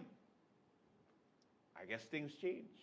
She learned how to wheel and deal, or Cedric must have advised her, because that's the only way she could have made some sense and actually put money on the table, right? I am going to take no responsibility for the actions of damn fool man and idiot boy, a.k.a. the convict and con. Who saved your president of Parliament. No. Have respect for them now. No. It's time to say that they were nice because they saved your president of Parliament. No. What? My president of Parliament, like you like to say, which is she's St. Martin's president of Parliament, should have not been in this position to begin with. Well, I am going to remain. She didn't sign the coalition agreement we just established is. Hey, don't look for help. Don't look for help. Focus. You see how the inability. Andrew, you have to stay with us. Once we have established something has been debunked, don't bring it up again. Don't bring it up again. Okay? Okay. We know that it is Krisha Heiliger Martin. 2 parties. There are 2 parties that are signatory to this government, and we are not dealing with a new cabinet. This is a continuation of the Silveria cabinet 2. We didn't sign a 3. Okay? Yes. Right? And this thing about signing a piece of paper is of no relevance because it's parties that are a party to these agreements. Okay? So let's stop that. Her impartiality in the really? He really? is probably You going to say that? Andrew, again, I'm going to reiterate, this is not the fault of the President of Parliament. Any party leader that saw that situation and realized the conundrum that you were going to create on the floor of Parliament should have acted appropriately and have that minister resign. Because what We're talking about we the President of Parliament getting her saved coming back by two persons you continue to call convicts. You continue to call them convicts, and now all of a sudden they're not convicts because they saved your President of Parliament? I refer to the two individuals as AKA damn fool man and idiot boy, AKA the convict and conroll. I did not change a beat. I am saying this whole... But thank God they saved your President of Parliament, right? You believe in God, I don't. I am saying this action was to save their own skin in the long run, right? Oh, I want to hear this. I am ashamed that we are even dealing with this situation. Give you a side note. I appreciated the political maturity exercised by the PFP on the floor of Parliament yesterday, both voting opposite and remaining in a party together, having no problems. Each voting their conscience in this particular situation, and I could have found myself with each one. Right? You see that? That's smoke. That ability That's what you call to smoke show screen. political maturity Here we go. on the floor of Parliament You know is what? not appreciated in St. You know what? What was the President of Parliament supposed to do? Not call the meetings because the numbers Resign.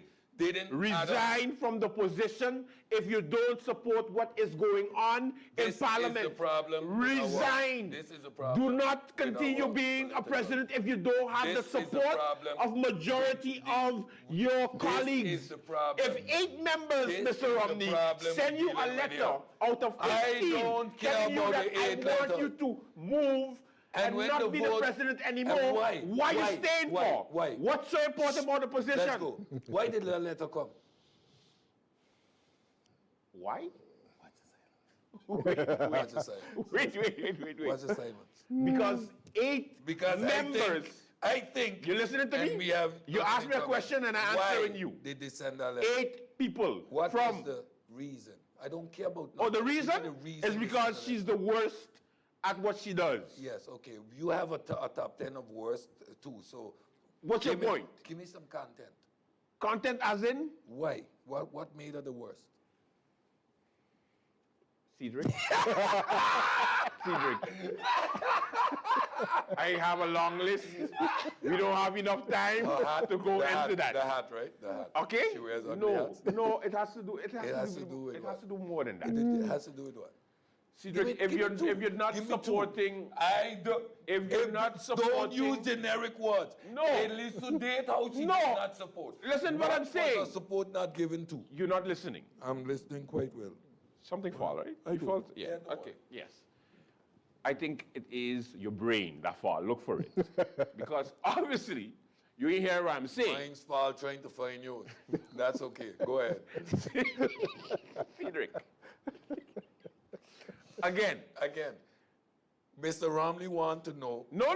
The Don't support, make Mr. Romney. The support thing. Yes. We want the support. We want Yes. some Okay. content. We So don't want if generic words. majority of Parliament. Irrelevant. How you mean? We talking about the wise. How men. you mean? How did it get to the majority of Parliament don't agree with her? What she do? English. What she do? How you mean what she do? Yeah. What she do? What she This is my show. Don't be asking me questions. No, it's your show. I Don't be asking. My name is co-host. Find it. Our show. You better look for it in the constitution of the show. It's not clearly defined. Okay, Mr. Romney, your thoughts on, wait, yesterday's shenanigans? Wait. You just refused to answer that? Yes, I could do that. Wow. Your thoughts on yesterday's shenanigans? I don't see it as a shenanigan per se. I see it as, democracy. Democracy. I see a democracy in play. Politics, it's an interesting phenomenon. It's just interesting game. And I thought it was, I thought it was just politics. And once it's all about negotiating. And if she could have negotiated a good deal, kudos to her. Yeah, she did a good deal. Listen, yeah. However, But even though it is kind of unorthodox. Wait. Let me say something. So isn't it a bit unorthodox that the leader wanted to fire one party his own His member, own party wanted to fire. the highest vote getter, in a party And there that we go again, he go don't back want. to what? To personal politics. Yeah. Each person within that, in Parliament, see themselves as an individual, me. They fail to understand that Parliament is a collective thing. We have to work together as a unit. Yeah, but if the unit doesn't want you to lead them, Mr. Romney, We doesn't back? it mean? Why? Doesn't it Why you mean don't want me to that? lead you? Why you don't want me to lead you? What do? Because you're not What good. do? You're What not do? good for the What island. do? You're not What good. do, You're though? not good. Yes, what do though? You take your like a wife. That's what you do. So Yeah, what? but What do Rolando Bryson is a thief from the airport. You want to go there? You want to go there? Man, see- You want to go see, there? Listen, Duly elected. Do you know what that means? So Do you know what that means? Duly elected. Like, if I ask, why she thief? Why she a crook? All they gonna tell me is her chicken soup banging and her dumplings great. I'm sure can't- yeah. You can't accuse her of Hey, listen, nothing. we're not So talking now- about her dumplings. So now you look. We're not talking you about look- her dumplings. You We bring ta- her we down. talking about Look her over inability her. Look to be over at her husband, and fail to realize that you gonna look at her husband. I looking at her and look at the other individual. Let's look at these two, put them next to each other. Forget her husband because he in there now. The fact that you got to reach back to her husband says enough about her. This is right? it. This is that it. we This don't is the have nothing lowest there. we've ever we don't gone have nothing on there, this show. so we go into our husband. The fact. Meanwhile, we dealing with somebody. Mr. Ferrier, read the letter again. Read, Mike. Who are you talking about? Michael Ferrier? Mike, read the letter. Yeah, tell him go pay taxes. Read. What I'm saying You is, see, like one got to do with the next. how you mean? So he didn't keep the money on the airport? Who we talking about? Rolando. I have no idea. You have no idea. How I supposed to know? Mr. Mike, read the letter again. That's how you're going to know, Mr. Journalist. So, the whole point is... Oh, there's a point? Yes. Okay, please. The whole point is we should have never been in this position. Well, we were. Why were we in this position? Because she of is the worst president immaturity, of Parliament, because of the and that is why I because of continue the to say, immaturity. if you don't have the majority, don't hold on to something that... No, hold on to it. Did you earn it? She needs She's to hold not on. the You want me to tell you why? She's the leader of the party? You want me Is to- she the leader of the party? Yes. Yes. What? Yes. not Argue the with leader. me. Argue with me. Who lead what yesterday? Argue with me. I keep telling you, partner, you can't come in my house, live in the guest room, and think you own the house. I keep telling you, you don't listen. Who, you know who I Do you feel think- for though? Mr. Romney, You know do you who I think- feel for? do you think- I feel for Cookie. Do you think the Because that crumb gonna get crumbled by that cookie, that. The man named Cookie, dry substance, and gonna put yourself in that mix partner when that mortal come like that. Do you think the UP will survive the next elections? I mean, everybody already have them in as the infighting that's happening within the party, that it's to a disadvantage, But when Orlando especially get kicked out, they'll it come being a big party. Do you think it will survive? I think that's $1 million question before us. Would they survive? Chances are, no. Okay. I mean, chances are, yeah, they have to do a whole lot of restructuring. Yeah. And yeah, it's And- $1 and- million question. Yeah, because it's very clear that Krisha Heliger-Martin already said that if for the next Congress and they decide to re-elect its leader, then she won't run with him on the next election. And of course, if she wins, I'm going to make a then- prediction. Regardless, we are not seeing up next election. Regardless. What? You ain't seeing up next election. This is why he's not a political, he's just a political, I don't even know what to call him. It's one of the most craziest things. You know, this is and you know, don't even it's ask a me to disclaimer. elucidate. It's Why a you don't ask me disclaimer I to have to put elucidate? because he's he out can't- of his he can't mind, and elucidate. clearly he didn't pick up his brain from the floor. His brain is still Lack on of the floor. support, Yeah. Lack of support. Why and wouldn't the was- UP be in the next election? Because of the appearance, the amount of confusion, the ugliness of this situation, regardless of the outcome, I do not foresee, right, up being part of the next coming elections. I just don't. I might be wrong. Yes, I you might are be wrong. You're completely wrong. Yes, because I am out wrong. of four, Wait there, wait out there. of 4 seats, You see what they're happened just going to disappear. You see what happened yesterday? Yes, but Wait, out wait. of I wrong? yeah, Have I been wrong? many times. Wait, today again. Today again. You're talking about seats like many times. When? Name one. What? Name one. You just being here is wrong. Yes, I know. That's it. I know. The National Alliance.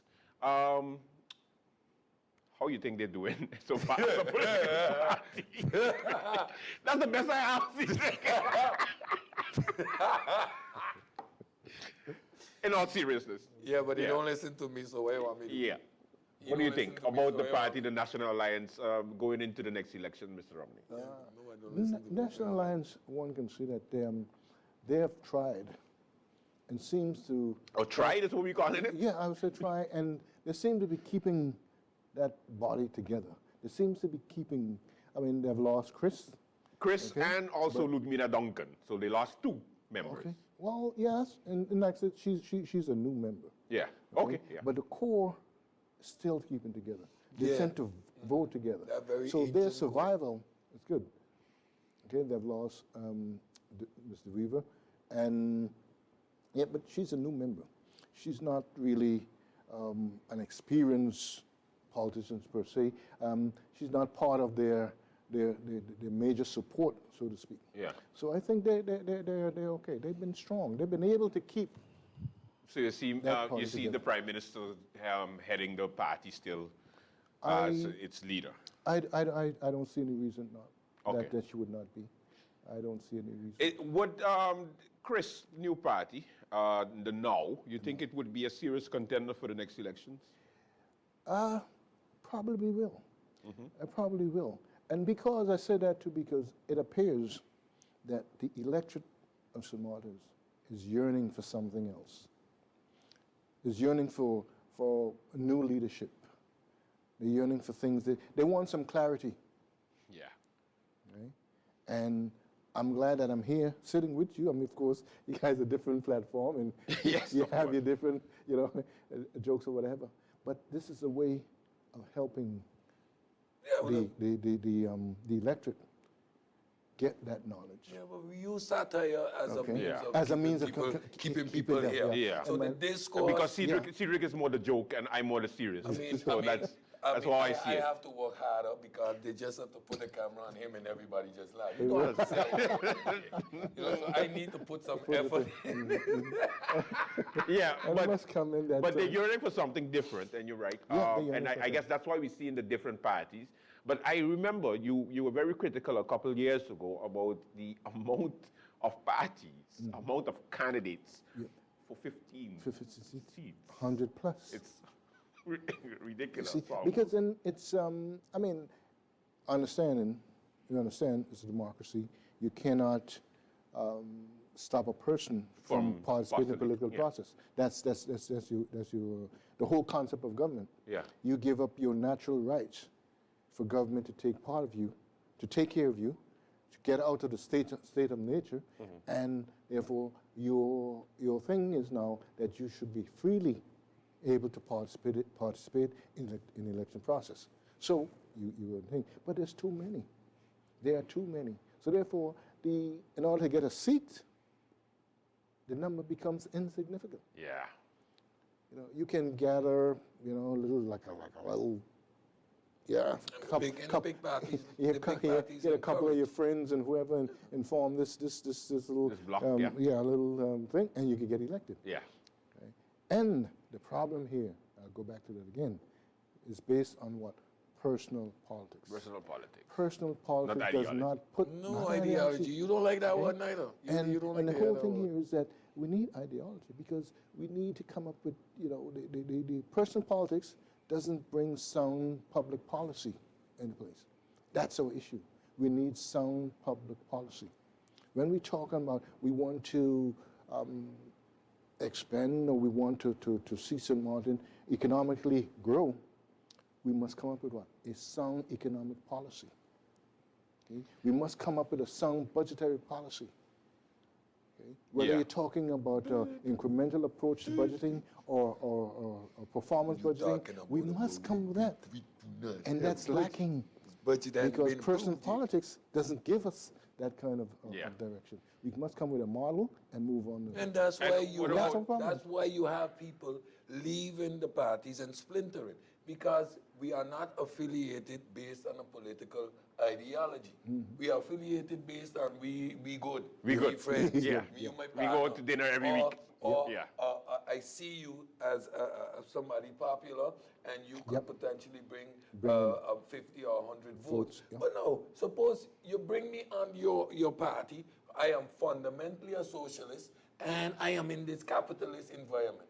I could stomach one, stomach two things, but the third one, I am going to have to exit stage left. And go independent. And then you don't leave the party, you go independent. I have no platform. This vicious circle.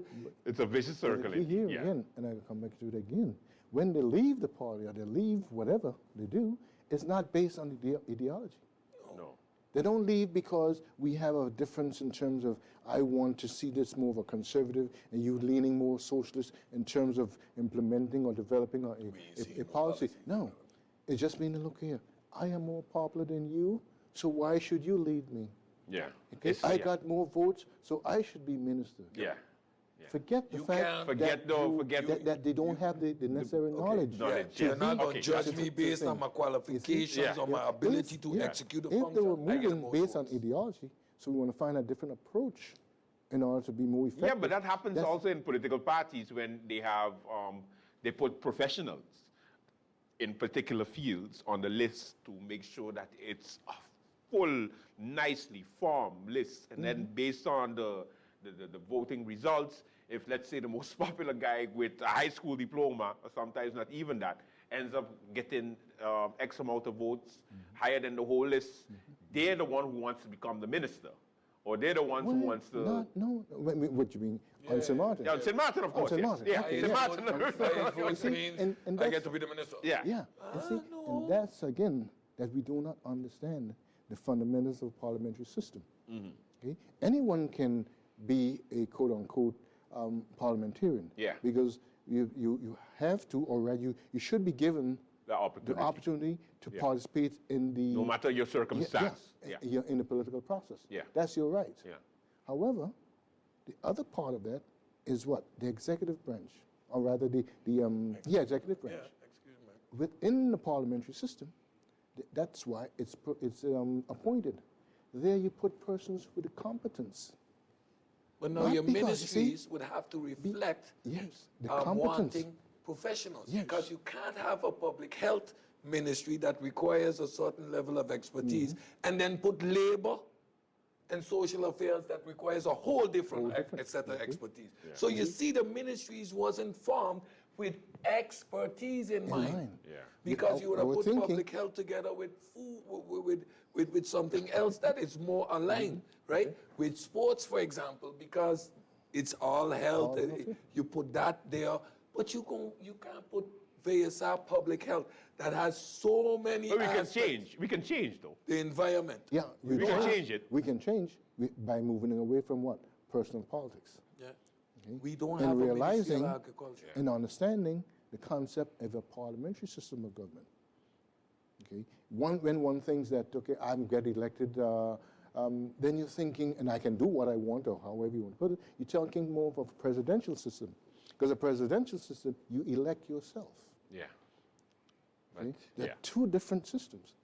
Yeah. And we tend to want to operate as if we are in a presidential. We are in a parliamentary system. All right, before we go, I need to pick your brain. I control that. Before we go, let me pick your brain on the PFP and the UD party. Your thoughts on they going into the next election? You think they're on a good track? Yeah. Yeah. But I think the UD party, from they're going back to the they're DP. going back to DP. Yeah. Is that a good thing? Because, I mean, it's been changed over and over and over. Yeah. I mean, That's a from name history, change going what's that back name because change? the, Going the, back the to UD was a... Yes, we know the story. So, but do you think it's still, does it make any sense to still have the Democratic Party back into politics? Well, I guess they feel if they go back to basics, they would be, Yeah. you know, a party to be reckoned with. And the key here now would be this, who is going to form that list? Who is going to be on the list? Yeah.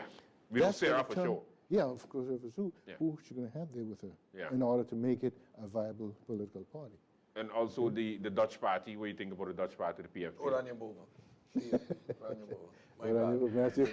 Yeah, I support that. So, because last elections they did impressively well, with just 7, 8 candidates, I believe, and then they were able to get 2 seats. To get 2 seats. Yeah, so I mean, maybe they might go to a full list this time.